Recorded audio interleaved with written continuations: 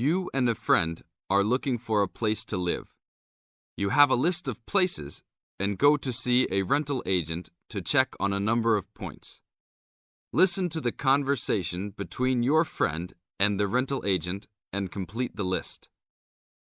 First, you have some time to look at questions 1 to 7.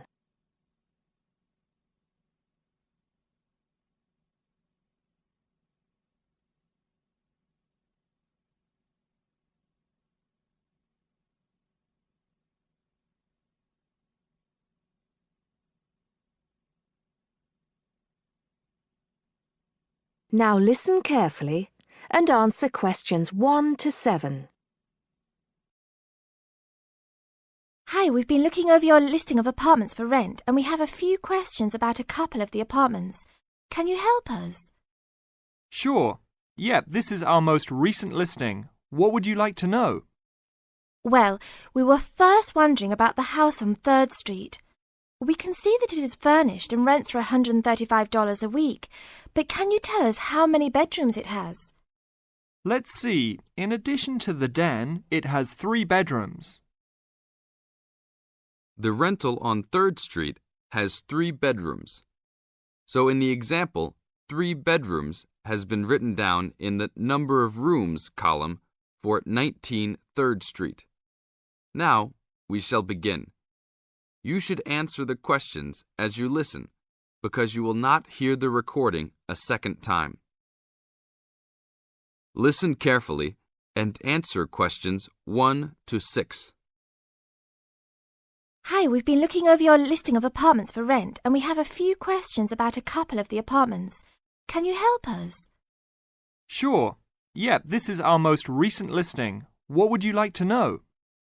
Well, we were first wondering about the house on 3rd Street. We can see that it is furnished and rents for $135 a week, but can you tell us how many bedrooms it has?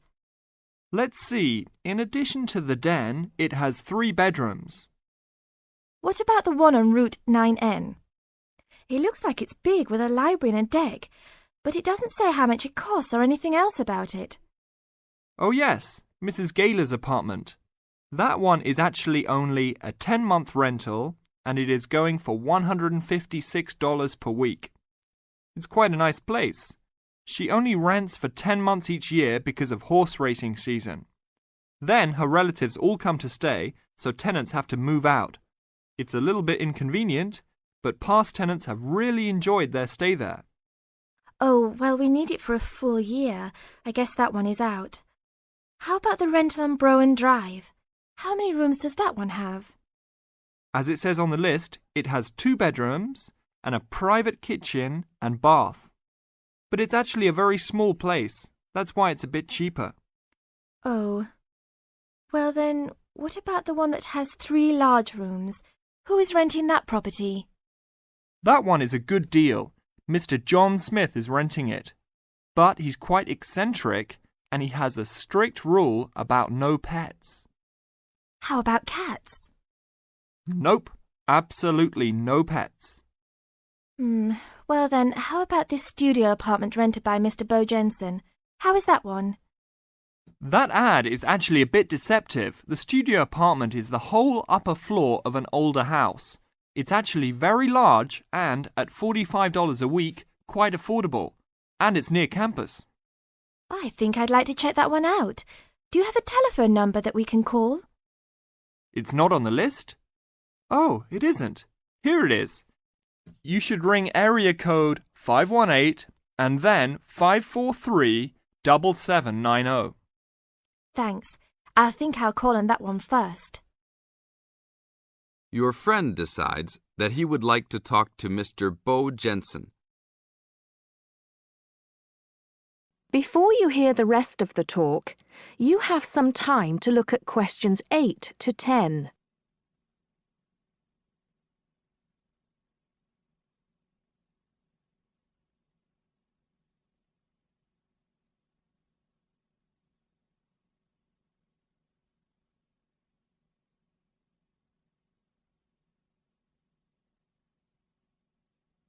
Now listen and answer questions 8 to 10. Hello, 1512, Route 9. Yes, is this Mr. Jensen? Yes, it is. Can I help you? Yeah, we're studying here at university and we came across the rental information for the studio apartment that you're renting.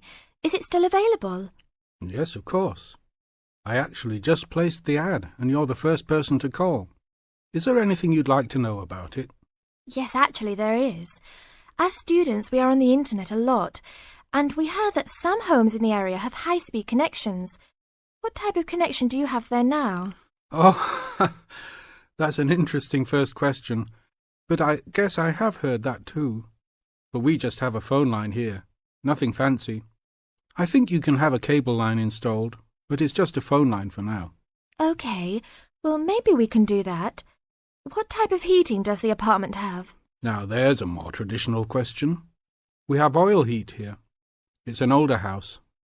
That tends to be a little more expensive during the winter, right? Yeah, but there's nothing to do about it. It would cost too much for me to put in a gas heater. What else would you like to know about the apartment? Well, we heard it was quite big. Is it furnished? Actually, yes. I should have put that in the ad. It has an old couch and a couple chairs, a dining table, refrigerator, stove, and even a dishwasher. Does it have any beds? Yep, it has 2. That sounds great. When is the apartment available? You can have it tomorrow night if you want. I just have to clean up a couple things before you get here. Do you want to come over and see it first? No, it sounds fine to us. I actually know the street too, so I know the area. We'll take it. That is the end of part 1. You now have half a minute to check your answers.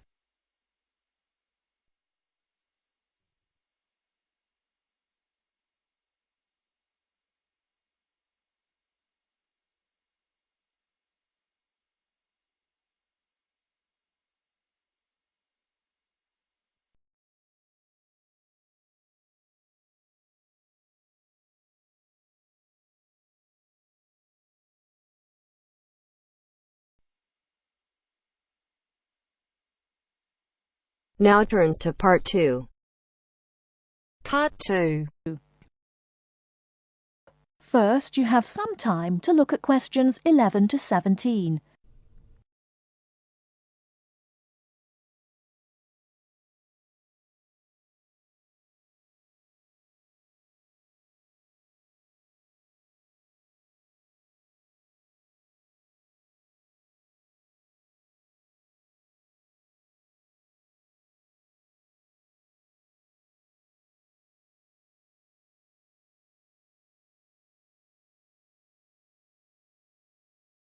Now, listen carefully and answer questions 11 to 17. Hello, Clark's Cycle Hire. My name's Keith. How can I help you? Oh, hello. I saw your ad in the local paper, and as I'm thinking of doing some cycling, I'm wondering what kinds of bike you have and what your prices are like. Well, we hire out 2 main types of machine, touring and mountain bikes. Are you likely to be riding off-road, do you think?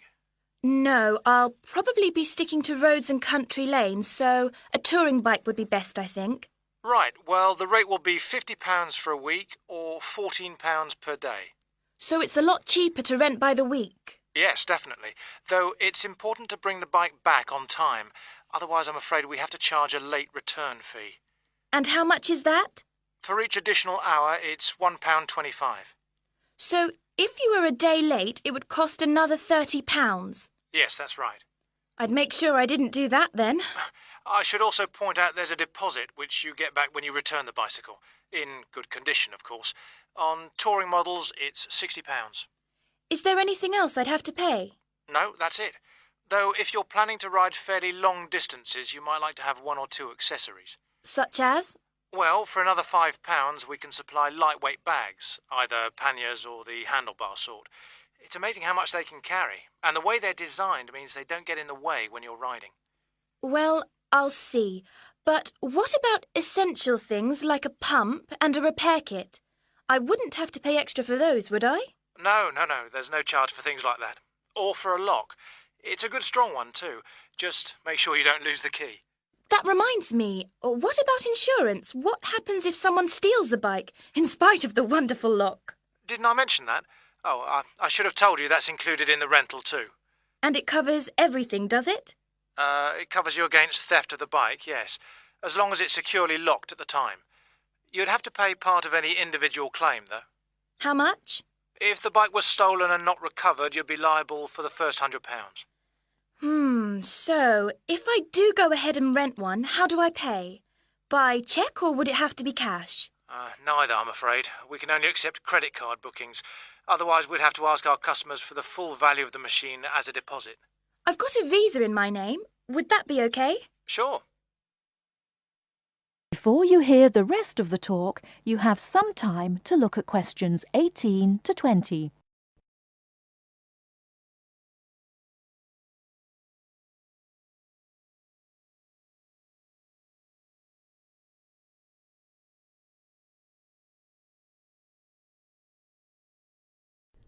Now listen and answer questions 18 to 20.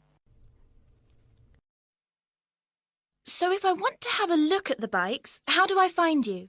I live near the university, by the way. Right. First you take Woods Road as far as the main police station. I know it. It's right next to the park. Yes, that's it. And after the police station, there's a turning to the right called Oak Street. At the big supermarket? No, it's before then. It's actually between the police station and a garage on the other side. OK. So, you go down Oak Street until you reach the health centre on the right. If you get to a pub called the Maple Leaf, you've gone too far. All right? Yes, I've got that. Now, opposite the health centre, there's a pharmacy, and we're just behind that. OK, fine. I'll try to call over sometime tomorrow. Great. See you then. Bye. That is the end of part 2. You now have half a minute to check your answers.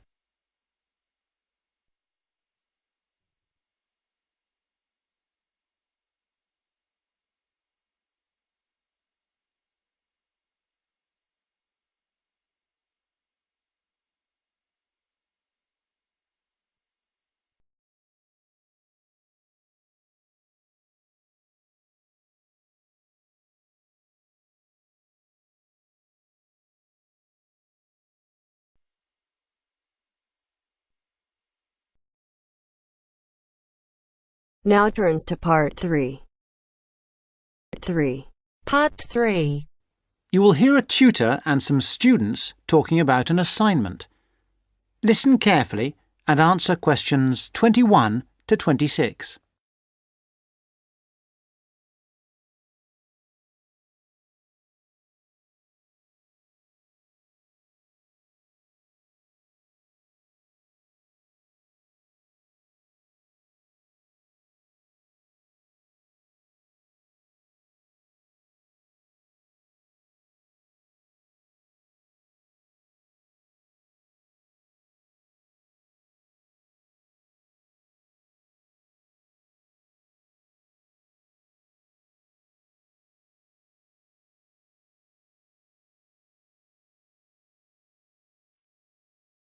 Come in. Sit down. Good to see you. Hello. Hello.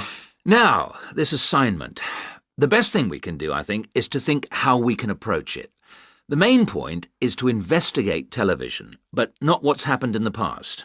I was thinking that it would be necessary to go over the new media first and then... Yes, that's a way to make a start, but you need to do that quite briefly. But it's quite a complex topic. Yeah, I agree, but the emphasis must be on the future development of television as a cultural phenomenon. Yes. I've been reading the talk by Ashley Highfield. All right, and what do you take from that? What are the things that are competing with television? Well, to start with, there is the games console. Then there is the personal computer and the internet. Then again, the mobile phone with its capability of games and puzzles. And, of course, internet access. Lastly, there is the iPod, with the possibility of listening to music wherever you go. Good. You've understood that. Now, which of these presents the greatest competition for television? Well, according to the research, it's video games. Yes, that's true at present. But in the future... I think the phone will present the greatest threat then. And why? Because it's mobile, portable, and it's developing fast. Yeah, I think you're right. You need always to look to the future and try to assess how things will develop, as we said. Good. Now, you need to move on to the new social trends in connection with television. Is one of them the idea that programmes might become shorter and shorter? Ah, yes. The average programme might be 10 minutes. Or even less, just mini programmes, say 4 to 5 minutes long. Now, do you think you can get access to all the materials you need? The problem at the moment is the library. Oh, yes? What's happening there? There's a tremendous amount of noise because of the new extension they are building. It's quite impossible to work there. They are stopping work for a week next week, I believe, and then all the sections will be open. There's a hold-up because some roof tiles have not arrived, so there'll be peace for that week. But then after that, the media studies section will be closed for a week and all the noise and dirt will start up again. Yes, the sociology section will be open, and there's some good stuff there for you on this topic, and it's further away from the noise. Yes, I don't think the sociology section is affected at all, and neither is the journal section. No. Obviously, they're rotating the closures, and it was sociology's turn to close for a week last term. I think we should make a complaint. Yeah, I think you should. I've had a word with the library staff. They are very sympathetic, but... They are affected by these works just as we are. If I were you, I'd make a complaint directly to the premises committee. They only meet once a year, but in fact, I know they're having a meeting next Tuesday. You might like to make contact with them, but don't say that I suggested this. Yes. But the Students' Union might be better since they are independent of the university. That's true, but I can't imagine that people haven't already approached them about this. Let's try the premises committee. Good idea. Why not? OK. Now, don't forget I need a copy of your dissertations by email and 2 copies in print, that is, on paper. If you give the reprographics office 24 hours notice, they'll make copies for you. And if you give them my details, they'll send those copies directly to me. They won't send copies to you, so you'll need to take your own copy personally from them. Good. Any questions? Before you hear the rest of the talk, you have some time to look at questions 27 to 30.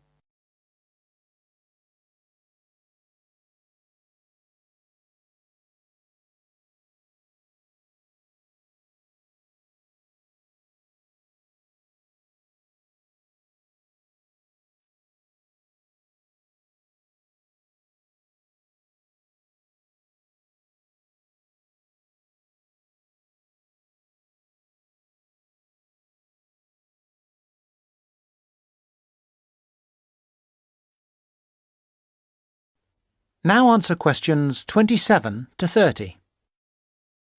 One little thing was just that I wondered whether we should actually talk about that famous website. You know the one, YouTube. Ah, I was rather hoping you hadn't overlooked that. Good point. It's mostly homemade videos. I suppose you could say that each video is a television version of a podcast. Anything else? Yes, I've got a question, I'm afraid. I'm not completely clear about the exact meaning of culture, as we are using it in this subject. Well, Mrs. Jones is giving a lecture on culture and society in the University Theatre.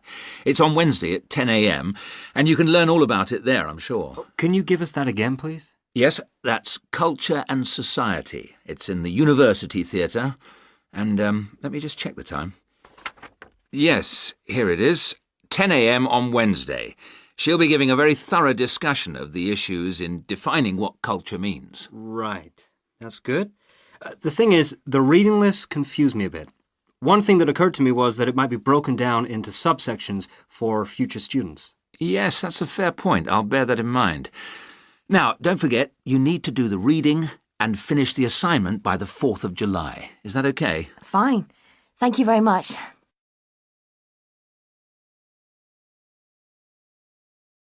That is the end of part 3. You now have half a minute to check your answers.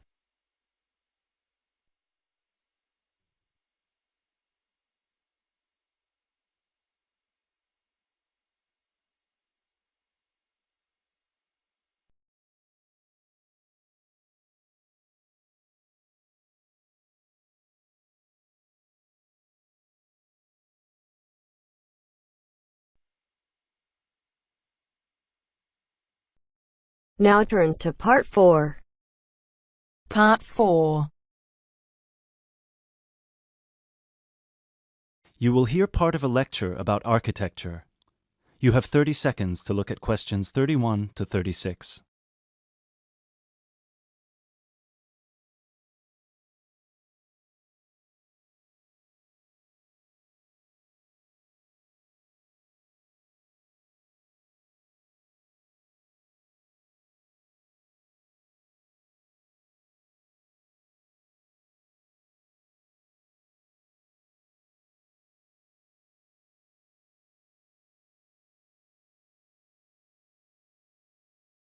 During today's seminar, we will be looking at English Gothic architecture and its origins with a specific case study of Wells Cathedral in England.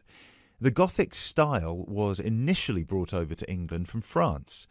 This was at a period of time in which England was ruled from France by the Normans, starting with William the Conqueror, who first defeated the English army at the Battle of Hastings on October 14th, 1066.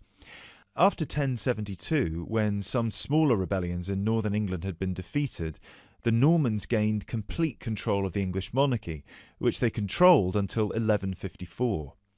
The peace that ensued in England had a large impact on many aspects of daily life. Thousands of French words entered the English language for the first time, such as beef, fruit, city, and hour. French ideas and styles, like Gothic, also began to flow across the Channel to England too, examples of which can still be seen in the architecture of many listed buildings. A listed building is one that is protected from alteration or demolition because of its historical or stylistic importance. One such building is Wells Cathedral. Construction on Wells Cathedral began in 1175, at a time when Gothic architecture as a style was in its infancy. As a result, it is one of the first entirely Gothic buildings ever constructed. From the first design to the date it was completed in 1490, Gothic architecture flourished in England. Therefore, later additions to the building were still influenced by this Gothic style, rather than by later architectural styles such as Tudor architecture. Older cathedrals in England would have initially been influenced by Romanesque architecture, alternatively known as Norman architecture in England. As the former name suggests, Romanesque was a building style based on the skills passed on to various areas of Europe by the Romans. When the Western Roman Empire collapsed in the 5th century, these methods were retained by Rome's former colonies and developed further. One such Roman gift to the Romanesque architects was the round arch, also known as the true arch. The Romans perfected this style by using wedge-shaped stones called voussoirs, which created pressure that held the structure together at the top. Cathedrals in England, such as the ones in Ely and Canterbury, were started before the arrival of Gothic architecture. Even though parts of those two cathedrals, which were constructed later, are in the Gothic style, other sections predating the arrival of Gothic architecture are Romanesque. The result is known as eclectic, because the building is constructed using more than one style. All of these cathedrals belong to a group known as the medieval cathedrals of England.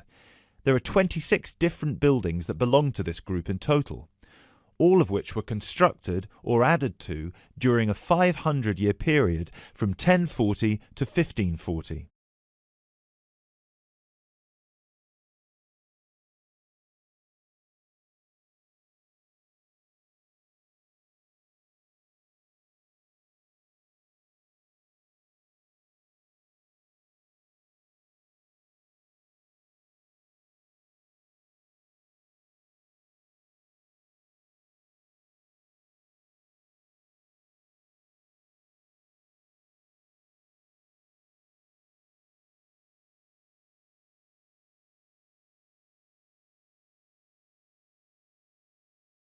The transition from Romanesque to Gothic began in 1144 at the Abbey Church of Saint-Denis on the edge of Paris. It was here that a Benedictine abbot by the name of Suger had just completed his plan to rebuild the Basilica of Saint-Denis in a new style through which he believed the dull mind rises to truth through that which is material. This refers to one architectural feature in particular, high rib vault ceilings which created much more space inside the cathedral and were designed to draw the attention of people up towards heaven. This design feature also allowed whole walls of the cathedral to be transformed by colourful stained glass. Work started on Wells Cathedral soon afterwards, greatly inspired by Abbot Suger's work. Planned in the crucifix style with the head pointing east and foot pointing west, the cathedral is 126 metres long and the nave is 20 metres high. This is quite low compared to some of the bigger cathedrals elsewhere. Use of tracery, lancet windows and mullions are all characteristic of English Gothic architecture. Whilst examples of all three of these architectural elements can be found at Wells, the lancet windows have no tracery at all, which was more common in early English Gothic architecture before advances were made in the use of mullions and tracery with glass. Lancet windows are tall, thin windows with a pointed arch at the top, and are so named because they resemble the weapon often carried by a soldier called a lance. Examples of these lancet windows can be seen on the west front of the cathedral, which is the most celebrated for its life-size sculptures and delicate floral carvings. Inside the pinnacle-topped gable is a sculpture of Christ the Judge.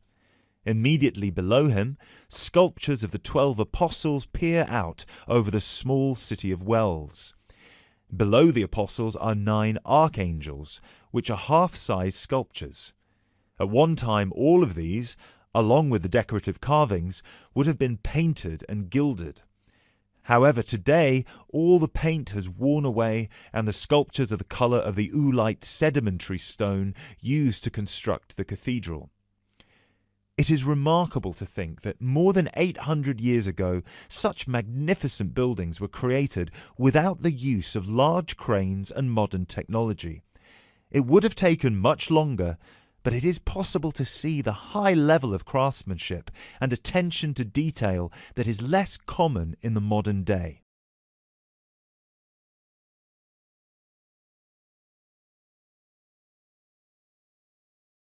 That is the end of part 4. You now have half a minute to check your answers.